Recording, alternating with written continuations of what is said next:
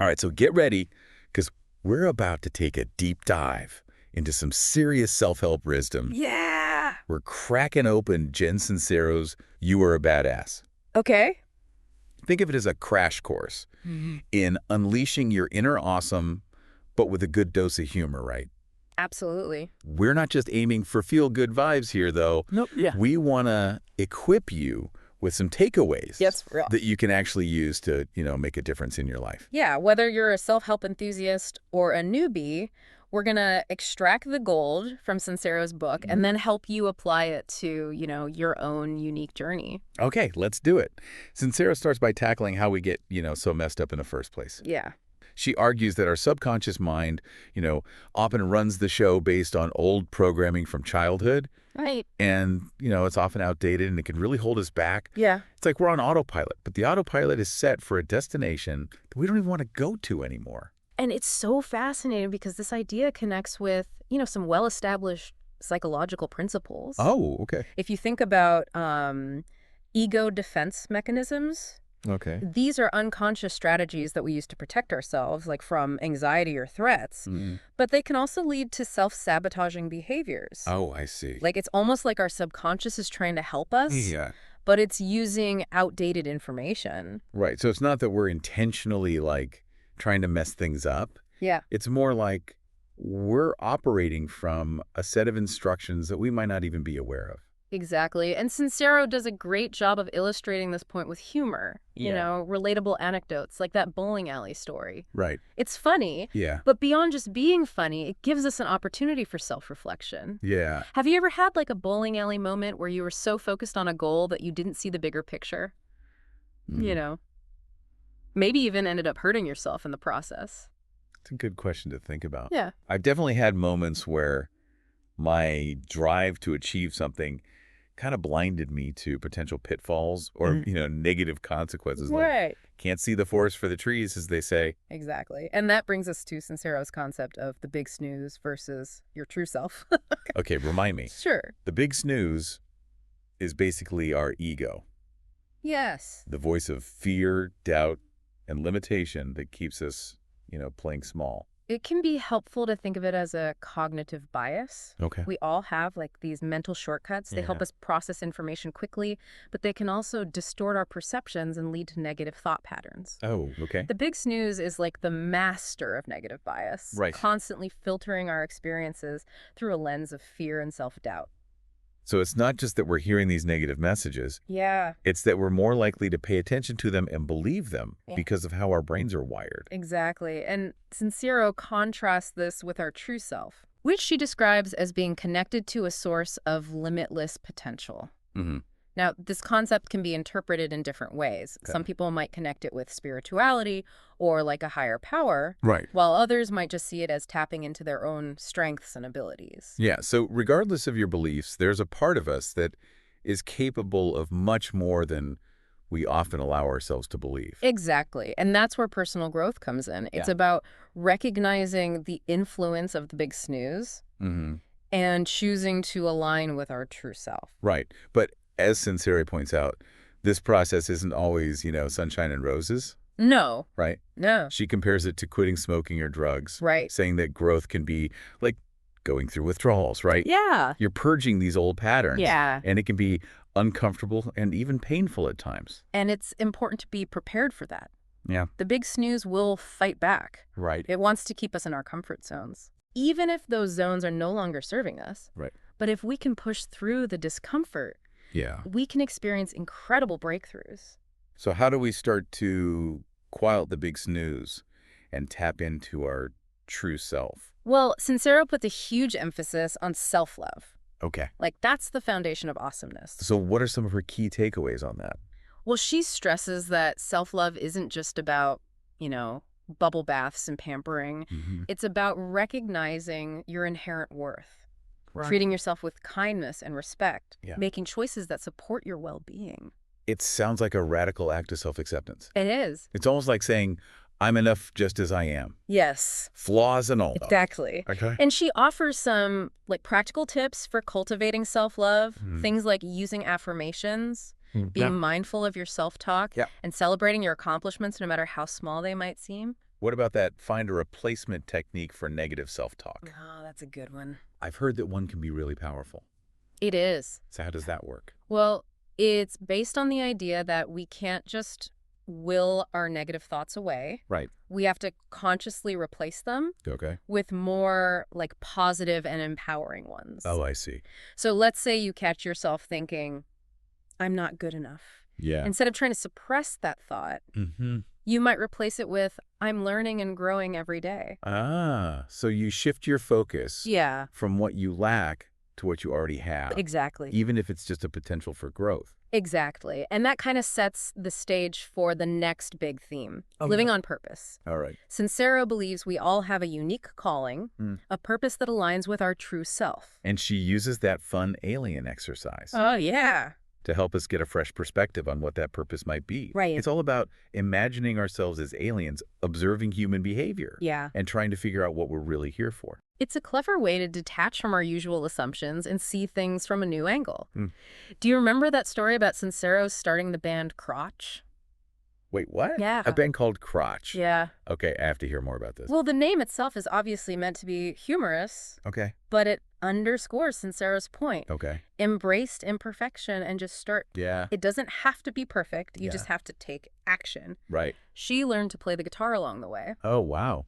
and the band actually became quite successful. That's so cool. Yeah. It's a good reminder that sometimes the most important step is just taking that first step, even if we feel unprepared or unqualified. Exactly. What matters is that we're moving in the direction of our passions Yeah. and our purpose. What are you passionate about? Mm-hmm. What lights you up? What makes you feel truly alive? Yeah, that's a powerful question. It is. And speaking of powerful practices, Sincero also dives deep into gratitude and forgiveness. Those seem to be recurring themes in a lot of self-help literature. Yeah. But I'm always curious to hear different perspectives on them. Well, Sincero explains that cultivating gratitude can create a massive energetic shift, Okay. even for the seemingly bad things. Oh, okay. It's about choosing to focus on the good in our lives, Yeah. even when things are tough. Mm-hmm. And this can rewire our brains to be more optimistic and resilient. So it's not about denying the negative or pretending that everything is perfect. Right. It's more about intentionally looking for the silver linings, the hidden blessings, even in the midst of challenges. Exactly. And she offers a practical tool for cultivating gratitude. Okay. It's the "this is good because" exercise. Okay. It's a way to reframe any situation and find the hidden benefits, even if they're not immediately obvious. So, for Okay. example, let's say you get laid off from your job. Oh, yeah. Easy to spiral into negativity, but you can use this exercise and say, this is good because it's forcing me to reevaluate my career path and explore new possibilities. That's powerful. Yeah. Shifting your perspective from why is this happening to me to what can I learn from this? Exactly. And forgiveness goes hand in hand with gratitude. Yes. Sincero is very clear that forgiveness is not about condoning someone else's actions Right. or letting them off the hook. No. It's not about saying what they did was okay. Exactly. It's about freeing ourselves from the negative energy Yeah. we hold on to when we refuse to forgive. Yeah, it's like carrying around this heavy weight that's just dragging us down. Exactly. And her little kid visualization technique can be helpful with this. Okay. You imagine the person who hurt you as a vulnerable child. Okay. It might be easier to access compassion and understanding when you see them through that lens.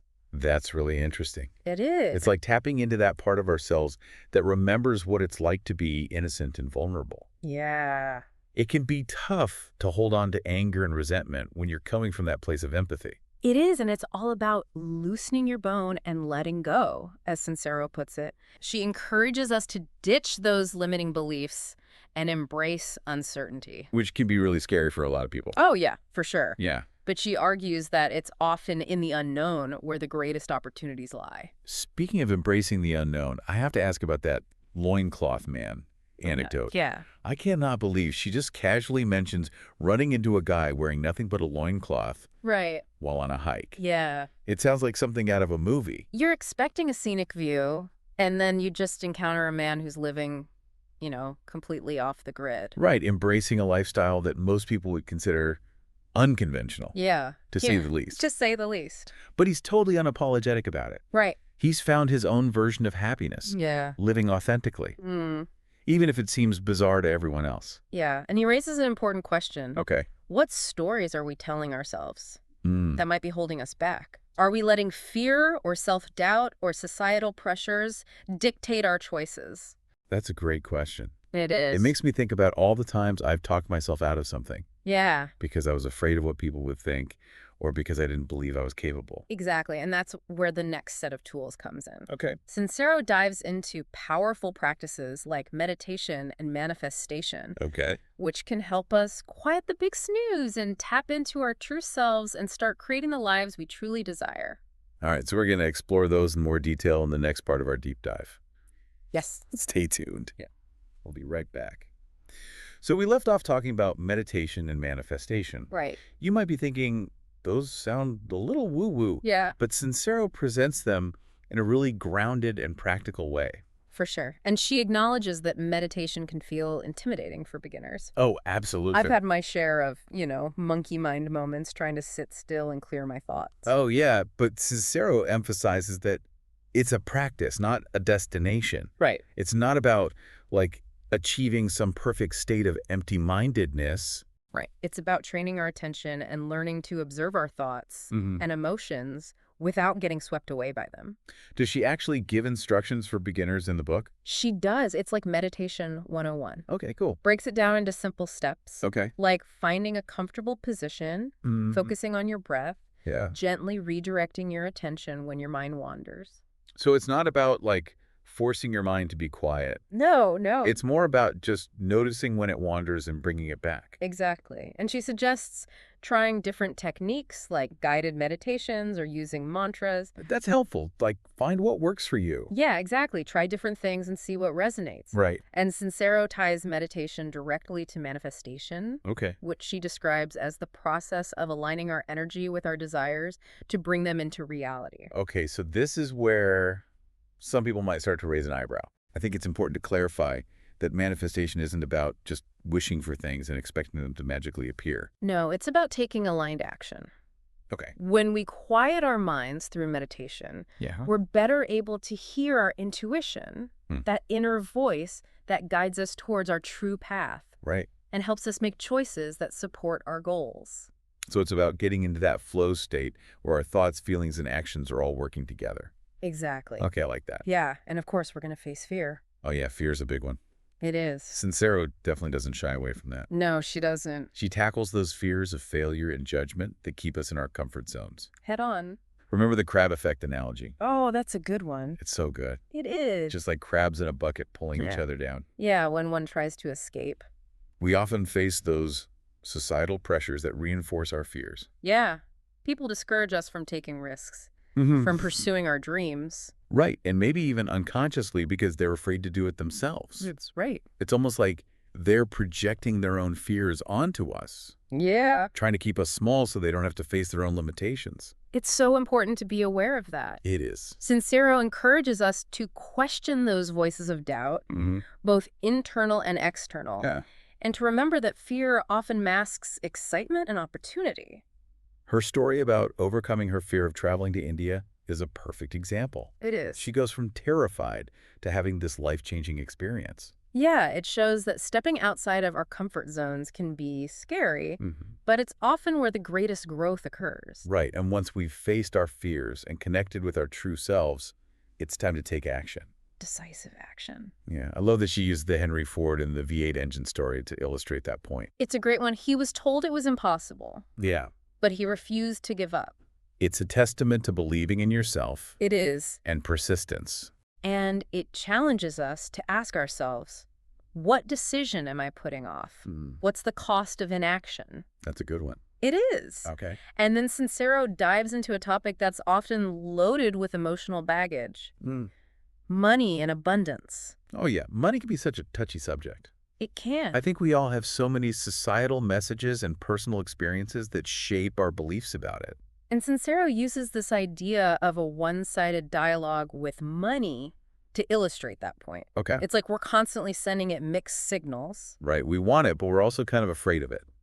Exactly. Yeah, it's like, money, please come into my life, but wait, what if I don't deserve it? Or what if I don't know how to manage it? Exactly. And those limiting beliefs can create blocks Yeah. that prevent us from attracting abundance. Right. So it's like we need to get our beliefs and our actions into alignment with our desires. Exactly. And the story about her choosing between the Honda and the Audi Oh, yeah. perfectly illustrates that. She had this opportunity to upgrade her car. But initially, she hesitated because of her beliefs about money. Mm-hmm. But when she finally decided to go for it, Yeah. it was like a symbol of her commitment to stepping into a new level of abundance. Right. It's a great example of how our choices often reflect our underlying beliefs. Exactly. If we're constantly choosing the safe option, And a practical option. even when it doesn't truly align with what we want. Yeah. Maybe it's time to examine those beliefs. That's a good point. And that brings us to the final piece. Surrender and trust. Okay. Now, when people hear surrender, they think giving up. Right, like throwing in the towel. But sincero means something totally different. It's not about resigning ourselves to a fate we don't want. Exactly. It's about releasing control Okay. and trusting that the universe or a higher power or even just the natural unfolding of events is supporting us. I love that analogy about the two-party invitations. Oh, it's a true one. It really highlights the difference between demanding and allowing. It does. It's like we can set our intentions, Yeah. put in the work, and then trust. That the universe is conspiring in our favor. Exactly. It's about letting go of that need to micromanage every detail, Yeah. And having faith, that things will work out. even if it's not how we initially envisioned it. Sensei Otura also emphasizes the importance of staying open to possibilities. Yes. Sometimes our dream life might look different than we imagined. It might be even better It could be even better. than we ever dreamed possible. That's a good point, that openness to possibility. It's essential. Yeah, because life is full of twists and turns. Right. And she talks about facing those inevitable challenges Yeah, she encourages us to embrace those moments as opportunities for growth. rather than viewing them as setbacks or failures. I Exactly. like how she reframes failure as just part of the learning process. It's not about avoiding mistakes. It's about learning from them. Exactly, and using them as fuel for growth. Right. And she reminds us that even when things are tough, Mm-hmm.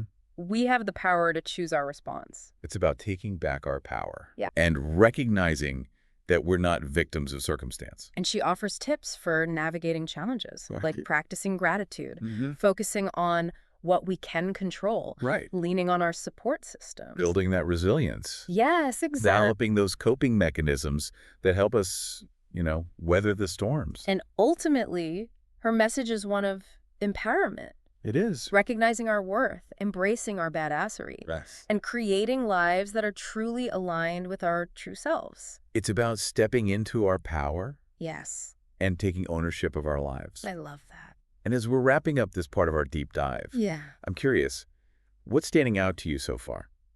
What's resonated? There are so many good points in this book. Yeah, she really packs a lot in. If we had to pick just a few takeaways, though.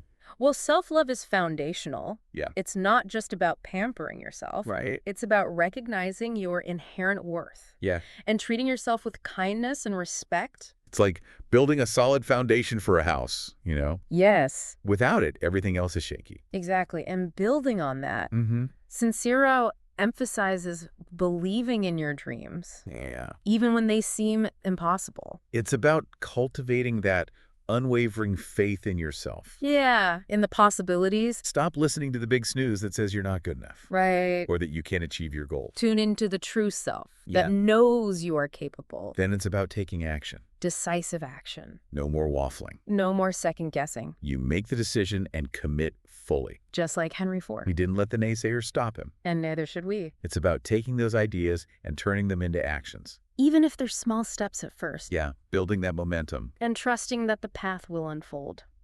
It's also important to remember you're not alone. Yeah, Sincero talks about surrounding yourself with supportive people. Having that cheer squad Your own personal cheer squad. to lift you up when you're feeling discouraged.